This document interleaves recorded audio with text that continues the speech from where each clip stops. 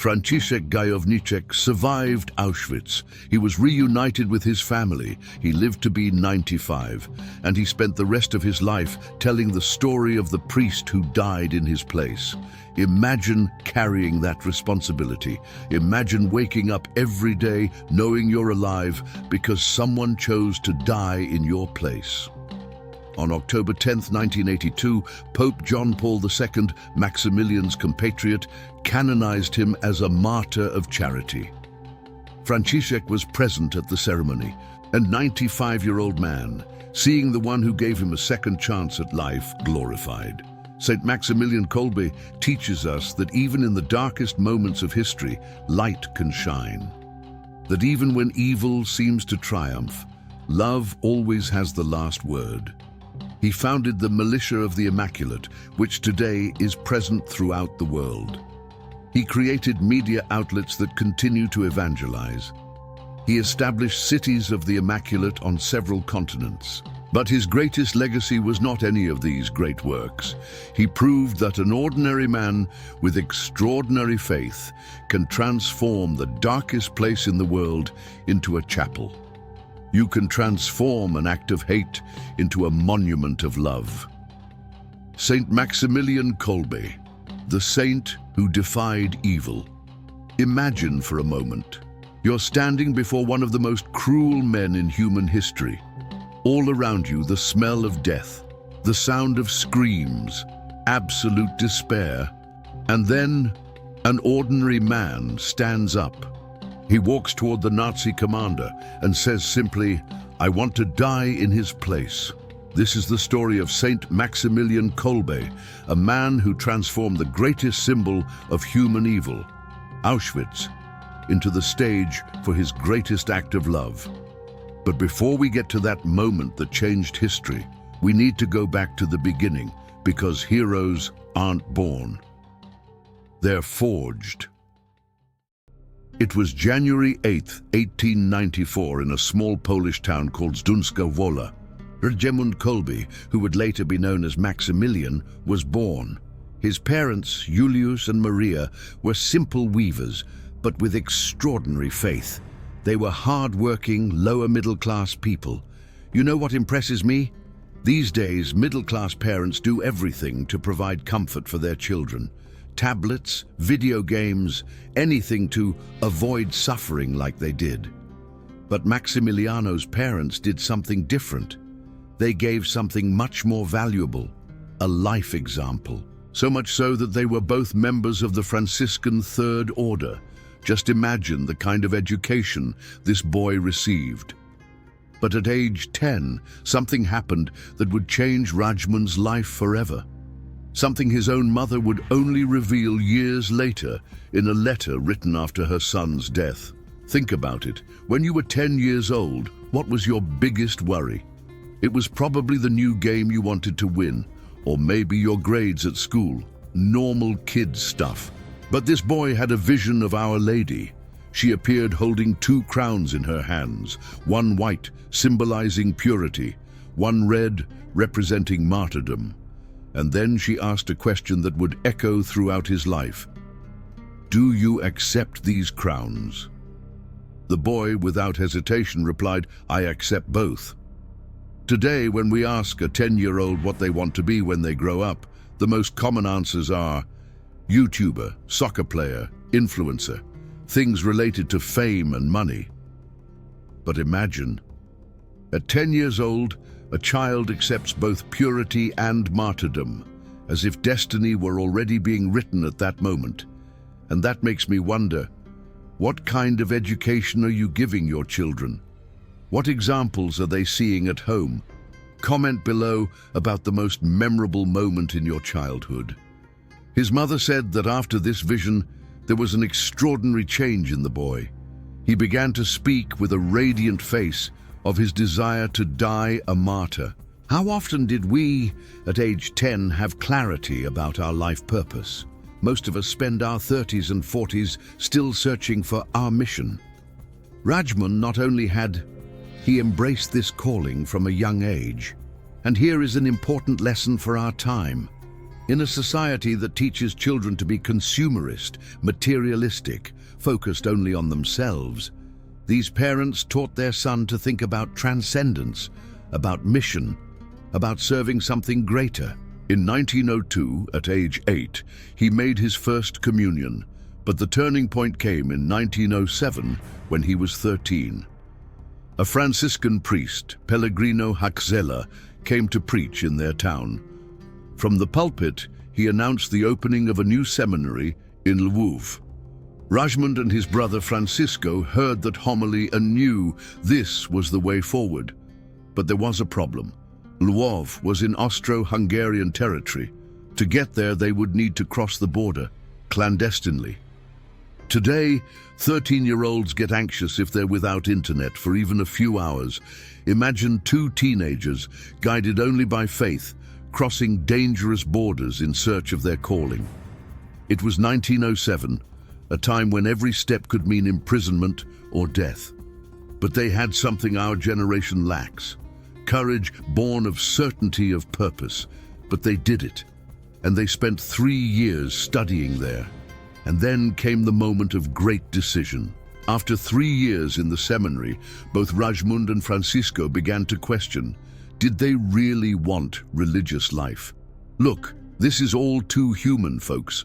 How many of us haven't changed our minds about our careers, our relationships, our dreams? It's normal to doubt. It's normal to question. Poland was under foreign rule. They dreamed of serving in the Polish army, fighting for their country, for their queen. They had already made up their minds. They would go to the rector to announce their withdrawal. Imagine the scene: 2 young men walking through the seminary corridors, ready to abandon everything. And then, an unexpected message. Their mother had arrived to visit them, and she brought news. Their younger brother Jose had also decided to become a friar. For Rajmund, this was a direct sign from the Immaculate Conception. Fate was speaking again. He would not leave. He would begin his novitiate. Sometimes that's how God speaks to us today too, isn't it? Not through thunder or earthquakes, but through small signs that, to those who have faith, are as clear as the sun. An unexpected phone call, a casual conversation, a piece of news that arrives at just the right time. God keeps speaking. The question is, are we listening? If you've ever experienced something like this, tell us in the comments. On October 28, 1912, at the age of 18, Rajmund left for Rome. 7 years in the Eternal City awaited him at the Seraphicum College. Guys, how many 18-year-olds do you know who are willing to spend 7 years studying? Our generation wants everything fast: a 6-month course, fast training, immediate results. But this young man understood something that our society has forgotten. Great purposes require great preparation. On November 1st, 1914, after 3 years of temporary vows, he made his solemn profession. Rajmund symbolically died. Friar Maximilian Maria Kolbe was born. Note well, he adds Maria to his religious name. Today, when someone changes their name on social media, it's usually for marketing purposes, for image reasons. But Maximilian did it for a much deeper reason. It was an expression of his entire spirituality. Mary would be the center of his entire life. But 1914 also brought tragedy. His father, Juliusz, a member of the Franciscan Third Order, was captured by Russian forces and hanged in Olkus. Imagine receiving news like that today, via WhatsApp or a phone call. The shock, the pain, the outrage we would feel. While young Maximilian professed his perpetual vows, dedicating his life to God, his father gave his own life for Poland. But instead of rebelling against God, instead of abandoning everything because of injustice, he continued. Heroism ran in his family. In Rome, Maximilian wasn't just an ordinary seminarian. He studied philosophy, graduating from the Pontifical Gregorian University in 1915, but he didn't stop there. Science, mathematics, trigonometry, physics, chemistry, theology. Folks, at a time when many people think faith and science are enemies, This man studied both with equal passion. He understood that serving God doesn't mean being ignorant. It means using all your intelligence for a greater purpose. How many young Christians today shy away from science, thinking they will lose their faith? Maximilian shows us that it is exactly the opposite. If you're young and facing this pressure, subscribe to the channel. Every week, I bring you stories of saints who were also scientists, intellectuals, and people who changed the world through faith and reason. But in 1917, at the age of 23, something happened that would change everything. During a simple soccer match, Maximiliano suffered a severe hemorrhage. The diagnosis, tuberculosis, the disease that killed more people than any war back then. Today, with our antibiotics and medical technology, we've forgotten what it was like to live with a death sentence on our chest. Every breath was a battle, every day a conquest. But instead of giving in to discouragement, Maximiliano used his physical frailty as spiritual strength. And interestingly, 1917 was also the year of the apparitions of Fatima.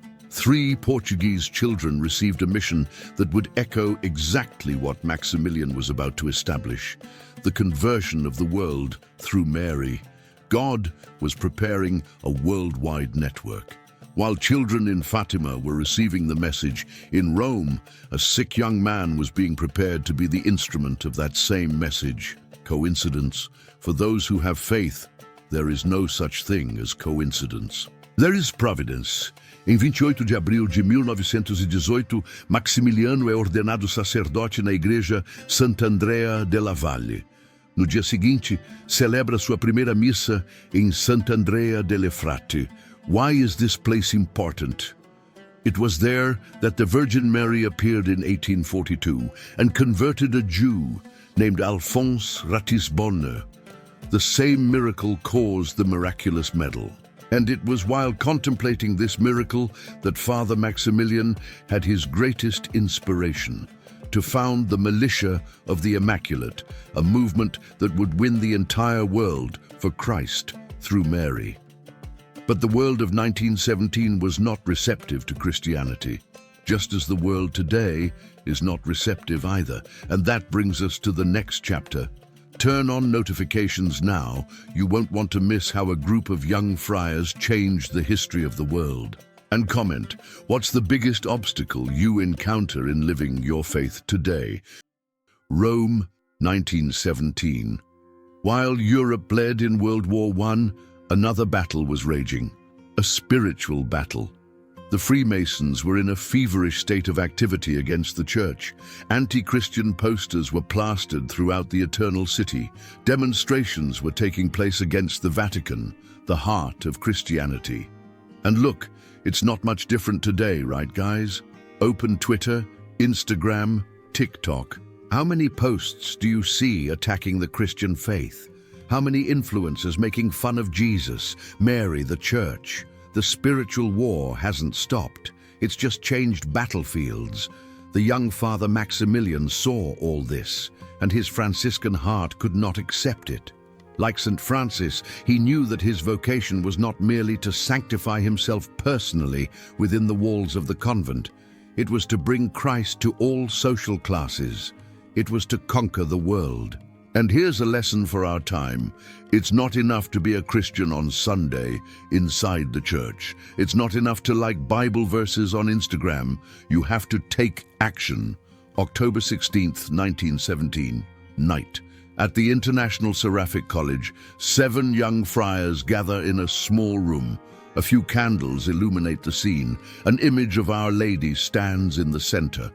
Imagine, while today groups come together to create startups, to make money, to become famous, these young people came together to save souls.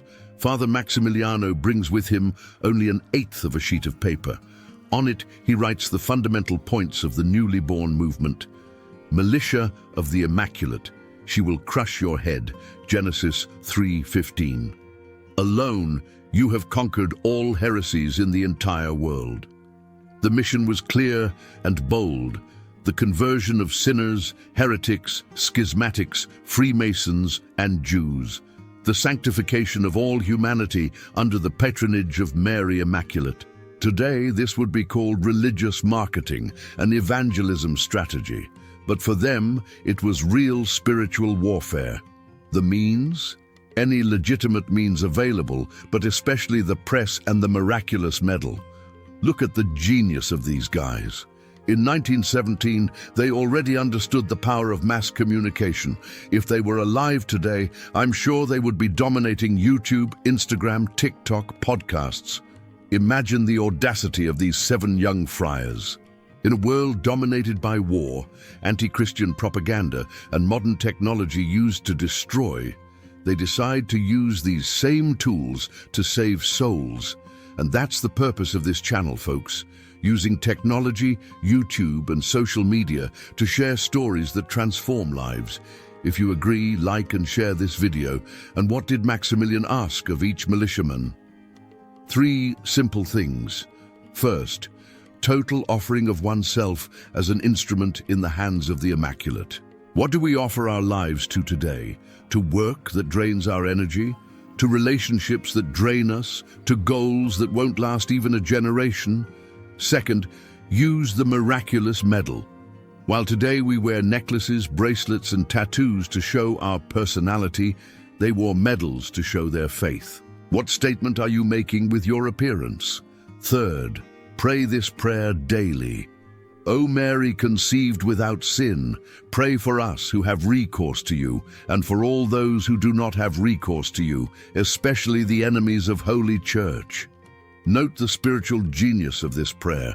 It's not just praying for those who already believe, but especially for the enemies of the Church.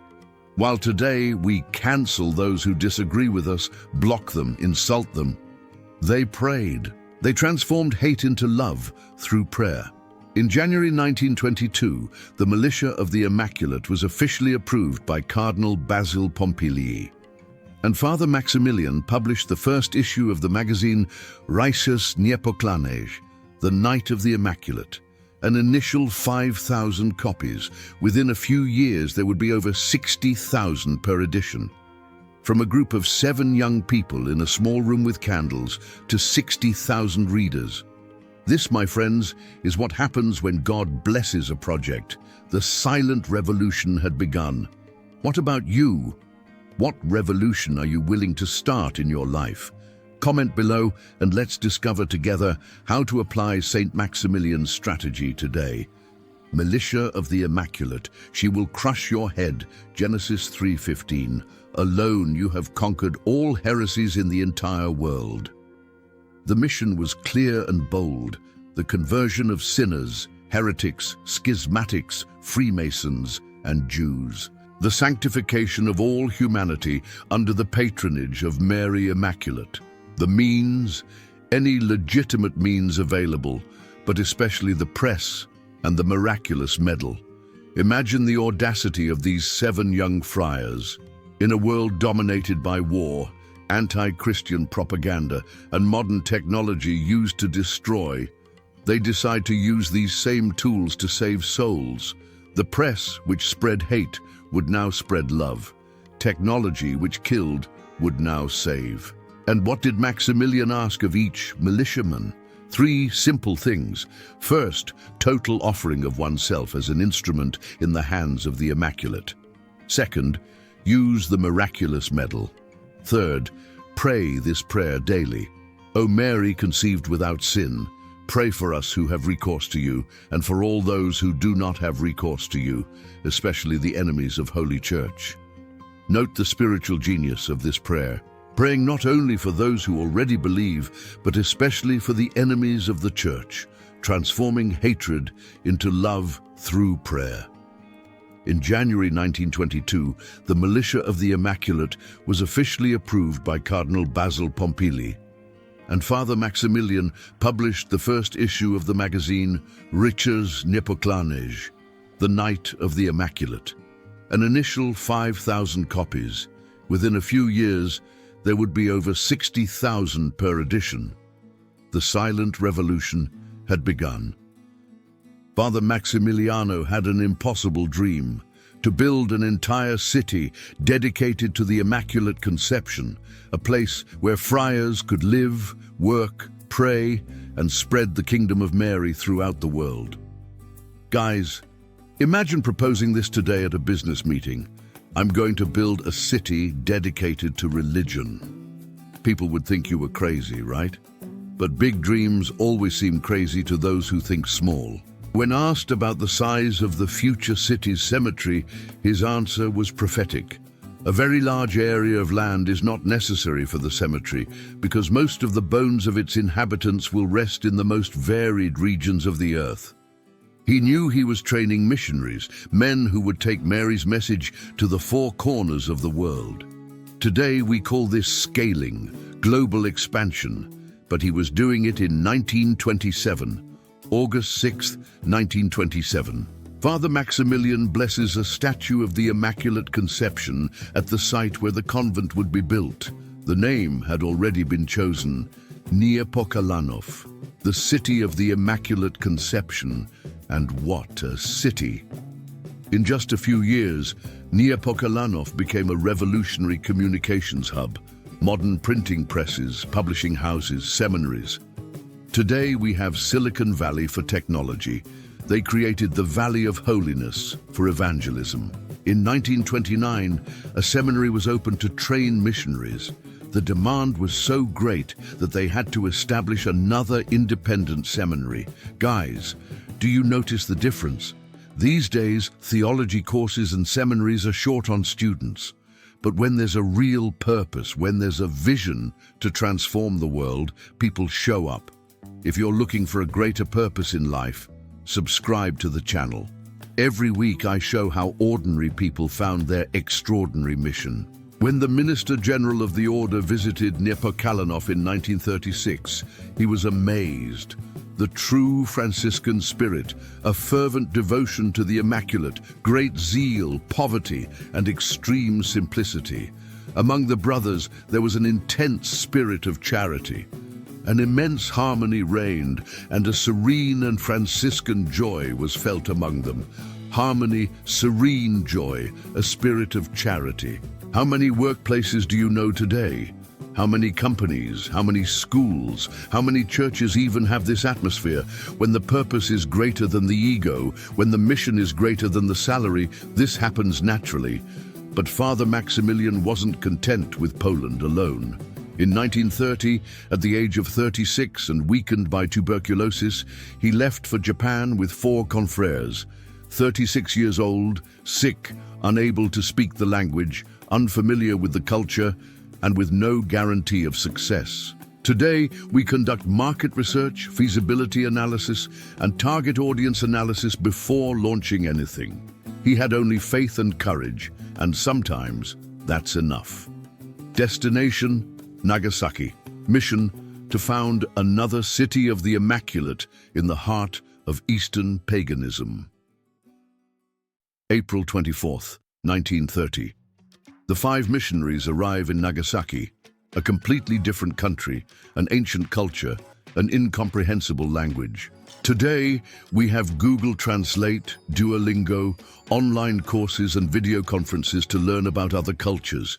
They only had courage and faith. And do you know what happened? A month later, the first issue of Japanese Night, Seibo no Kishi, was published. An initial 10,000 copies. Guys, do you see his strategy? Maximilian had learned something that many missionaries today still don't understand. To evangelize a culture, you need to speak its language, know its customs, and respect them. It's not about imposing our culture, it's about adapting the eternal message to the local reality. In 1931, they moved to a larger plot of land in the Hongochi district.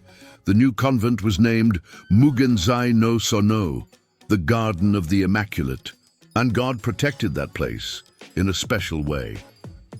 When the atomic bomb, Little Boy, exploded over Nagasaki in 1945, the convent was miraculously spared from destruction. Coincidence? For those who believe, there is no such thing as coincidence.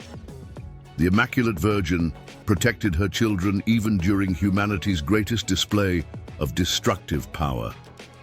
And this teaches us something. When you are in God's will, even the worst storms cannot destroy you. If you're going through a storm right now, remember this story. Comment below what your biggest struggle is right now. Let's pray for each other. Father Maximilian returns to Poland. His health was deteriorating in Japan's hot and humid climate. He was appointed guardian of Niepokalanów, but war clouds were gathering over Europe. Hitler was rising to power in Germany. Poland would be one of his first targets. And look, folks, it's not much different today. Do you watch the news? War in Ukraine, tensions in the Middle East, political polarization everywhere. Storms have always existed. The difference is how we react to them. Father Maximilian, ever visionary, further expanded communications operations. On December 8, 1938, the Feast of the Immaculate Conception, the friars inaugurated a radio station, SP3RN, Polish Station 3, Radio Niepokalanów. He knew war was coming, and he knew that information would be a crucial weapon. The voice of truth would need to resound when lies prevailed. Today, we have fake news, misinformation, and algorithms manipulating our perception of reality. The battle for truth continues, it just has changed platforms, but the enemies also knew the power of this voice. After just a few broadcasts, they had to suspend their activities due to opposition. How many Christian channels are censored, demonetized, and shadow banned on social media today? The persecution isn't over, folks. It's just gotten more modern. February 17, 1941. The gate of Niepokalanów is broken down, boots marching through the hallowed corridors. The Gestapo has arrived. Imagine the scene transferred to today. Police raiding a church, arresting priests, closing seminaries. Sounds like fiction. It's happening in several countries around the world right now. Father Maximilian Kolbe, at 47 years old, sick, frail, with his lungs destroyed by tuberculosis, was arrested. The last phase of his journey was beginning. And here I want to ask a question that might bother you. If your turn came, if they came for you because of your faith, would you be ready? Leave a comment with what's on your mind right now. May 28, 1941. Father Maximiliano and 320 other prisoners arrive at the place that symbolized absolute evil. Auschwitz. Guys, have you ever visited a concentration camp? Have you ever felt that heavy atmosphere, that feeling that evil really existed there? I was in Dachau, Germany, and I can tell you, you can't leave the same way you entered. Number 16670. This would be his identity in that place, where human beings were reduced to numbers, where human dignity was systematically destroyed, where death was an industry. Imagine for a moment this contrast. On one side, a man who dedicated his entire life to spreading love, peace, and hope. On the other, the most efficient system of hatred, war, and despair ever created by humanity. It was as if two cosmic forces were about to clash, absolute good versus absolute evil, and the battlefield would be the human soul. And you know what? This battle continues today. Maybe not in concentration camps, but on social media, where people destroy lives with their comments. In companies where people are discarded like objects. In families where love has been replaced by selfishness. The question is, whose side are you on? July 1941. 3 prisoners managed to escape. In the normal world, this would be cause for joy. But in Auschwitz, it meant death for others. Deputy Commandant Karl Fritsch, whom the prisoners called Mastiff Head for his cruelty, ordered a terrible reprisal. 10 men would be selected at random. They would be taken to an underground cell, the starvation bunker. There, deprived of light, water, and food, they would await a slow death. It was the perverse logic of terror. For every fugitive, 10 dead, so that no one would dare dream of freedom again. And look, this logic still exists today. How many people are punished for the mistakes of others? How many families pay for crimes they didn't commit? How many innocent people suffer for revenge? The prisoners were lined up. The silence was deathly. Each man prayed not to be singled out, while Fritz walked between the rows like a predator choosing his prey. Imagine yourself in this situation. The lottery of death, absolute terror, the certainty that your life depended on chance, on the mood of a psychopath. One by one, the convicts were named, and then Franciszek Gajowniczek. The scream that came from his throat echoed throughout the field. My poor wife and children, I will never see them again. This cry, folks, is the cry of every father, of every mother who has something to lose. It's the cry of those who truly love. How many of us would shout the same thing today for our family, our children, our dreams? And then something extraordinary happened. Something you have to see to believe. Leave a like and keep watching, because what's coming next will change your perspective on what it means to be human. Amidst those lines of terrified men, number 1C scene 67T stepped from his position. Father Maximilian Kolbe, with a firm and determined step, walked toward the most feared commandant of Auschwitz. Have you ever had to make a split-second decision that changed everything in your life? A moment where you didn't have time to think, just act? The other prisoners watched in shock. What was this frail priest doing?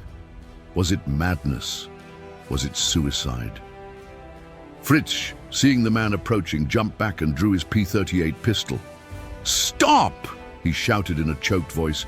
"What does this dirty Pole want from me?" Father Maximiliano removed his cap and stood at attention with dignity before the commander. He was calm and smiling, with that sweet look in his eyes. Tall, thin to the point of appearing diaphanous, his head slightly bowed. And then, in a low voice, he said the words that would change history. "I'd like to die in one of those people's place." Guys, stop for a second and think with me. When was the last time you did something truly selfless? Something where you lost so someone else could win? We complain when someone cuts in line in traffic. This man offered his life for a stranger. Fritz's possessed gaze slid with a sense of astonishment. What he had heard so exceeded his comprehension that he doubted he was dreaming. "Why?" he stammered. "I am already old and useless. My life is of no use anymore." "And who do you want to die for?" "That one. He has a wife and children." And he pointed to Franciszek Gajowniczek, still sobbing with his hands on his forehead. "But who are you?" "A Catholic priest." 4 words. 4 words that defined not only who he was, but why he did what he did. Today, we define our identity by our profession, our bank account, and our number of followers. He defined himself by his calling to serve. Imagine this moment, in the darkest place on earth, where humanity showed its cruelest face, a simple man chose to show his most sublime face. And do you know what this teaches me? That no matter how dark the moment, how cruel the situation, how lost humanity seems, there is always the possibility of choosing love. It wasn't an impulsive gesture. It was the culmination of a lifetime dedicated to love. It was the moment for which his entire existence had been preparing. The red crown he had accepted at age 10 had finally arrived. What about you? What is your life preparing for? What is the coming moment when you will have to choose between love and fear, between serving and being served? Comment below, and let's reflect on this together. The underground cell at Auschwitz had never seen anything like it. 10 men condemned to a slow death, led by a priest who voluntarily chose to be there. And what happened in that bunker was a miracle. Every day, Father Maximiliano celebrated Mass with empty hands. There was no bread, no wine, but there was faith, and that was enough. He sang hymns, he led prayers, he offered comfort, he told his companions that they would soon be with Mary in heaven. Bruno Borgoviec, secretary interpreter for the Nazi officials, testified, In the cell of those wretched men, there were daily prayers, rosaries, and hymns. It felt like being in a church. Father Kolbe led, and the other prisoners responded in unison. They were so involved in prayer that they didn't even hear the SS inspectors arrive. Consider the divine irony. The Nazis created that bunker to break the human spirit, to turn men into animals through despair. But Father Maximiliano transformed that bunker into a chapel. That place of death became a place of prayer. That symbol of hatred became an altar of love. Every time the guards checked the cell, there he was, standing or kneeling among the others, calmly watching whoever entered. While other men languished, he remained spiritually strong. While others despaired, he comforted. While others surrendered to death, he led them to eternal life. 2 weeks passed.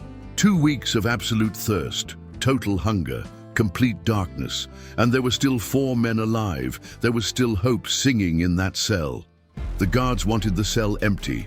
4 men were still resisting, and this could not continue. August 14th, 1941, eve of the Assumption of Mary, Father Maximilian's most beloved feast. Dr. Boch entered the cell with his lethal injection of carbolic acid. Bruno Borgoviech witnessed the final moments. Friar Maximilian Kolbe, naked, skeletal as a Romanesque crucifix, was still seated, with his head slightly inclined to the left, the softness of a smile on his lips, his arms abandoned on his body, his back leaning against the back wall. The executioner approached, and then Friar Kolbe, with a prayer on his lips, offered his arm to the executioner. Until the last second, he maintained his dignity. Until the last moment, he chose love over hate. August 15th, 1941, Feast of the Assumption of Our Lady. Her remains were cremated. The boy who at age 10 had accepted 2 crowns, the white one of purity and the red one of martyrdom, finally received them in full. Francisek Gajowniczek survived Auschwitz. He was reunited with his family. He lived to be 95, and he spent the rest of his life telling the story of the priest who died in his place. On October 10th, 1982, Pope John Paul II, Maximilian's compatriot, canonized him as a martyr of charity. Francisek was present at the ceremony. Saint Maximilian Kolbe teaches us that even in the darkest moments of history, light can shine. That even when evil seems to triumph, love always has the last word. He founded the militia of the Immaculate, which today is present throughout the world. He created media outlets that continue to evangelize. He established cities of the Immaculate on several continents. But his greatest legacy was not any of these great works. It proved that an ordinary man with extraordinary faith can transform the darkest place in the world into a chapel. He can transform an act of hatred into a monument of love. He can transform his own death into life's most beautiful victory. Saint Maximilian Kolbe challenges us. At what point in our lives will we be called to choose between love and hate? Between courage and fear? Between life and death? And when that moment comes, what crowns will we be willing to accept?